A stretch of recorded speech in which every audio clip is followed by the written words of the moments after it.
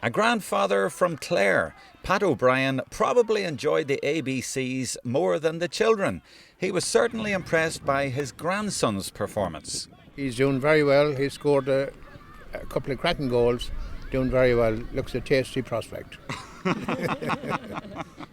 And what do you think about the whole occasion here in the sun? I think it's a splendid occasion, and it's proud to be here. They have their own canal end at the fabulous grounds of Tyrconnell Gaels, where more than 2,000 children played Gaelic games over 4 days.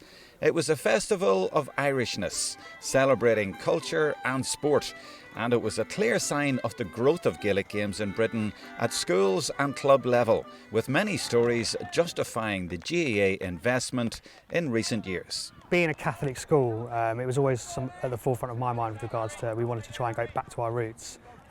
Football and rugby were obviously one of the more popular sports, but I just thought with regards to our roots, being a Catholic school, we had to try and get some form of Irish back into our school. So we thought Gaelic football would be a nice way to go down, and the boys just fell in love with it. The fact there was a little bit more aggression, the fact they could score in different ways, just thought it just added a new dimension to their actual overall competitiveness. When the ball hits the net from St Jude's against teams from London who've never heard of us, that's a real achievement, guys. Coming up here and sticking balls in their net, they're not expecting that. St Jude's from Bournemouth, hardly a GAA stronghold, have resurrected Gaelic games in their area, and they see the ABCs as crucial to their development. It's brilliantly run. The boys play lots of soccer tournaments, really used to that, but I think when they come here they're impressed with the size of the event, the facilities, they get fed, they get looked after, they like the format of the games, the length of the games is good. There's 20-minute matches in groups, so they've already played 60 minutes of football today. They get a good, fantastic day out, and they get the experience of Gaelic football, which is hard to give them when we're just training them locally on a park somewhere at home. Here they get a proper match, and one proper match is worth 20 training sessions to give them the understanding of the game.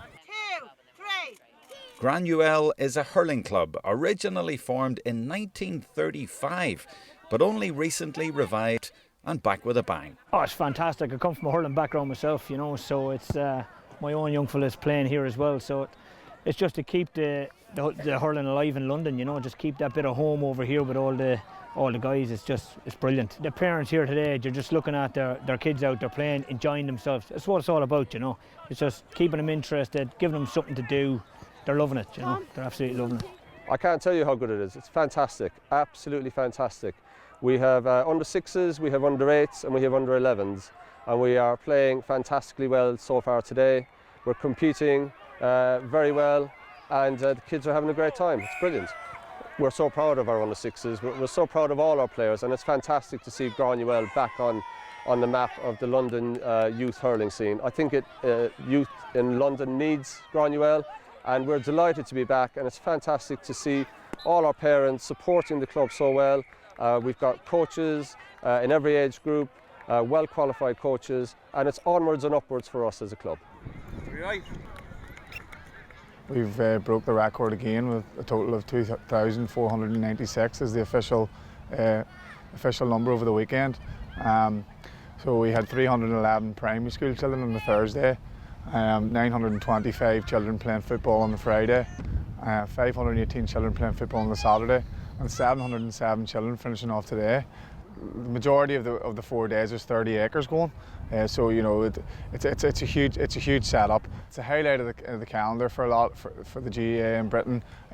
Definitely, you've teams coming as far from Swansea, Bournemouth, Manchester, you know, these sort of places, and there's interest from teams from Scotland and Yorkshire to come down also. The talent on show is absolutely fantastic.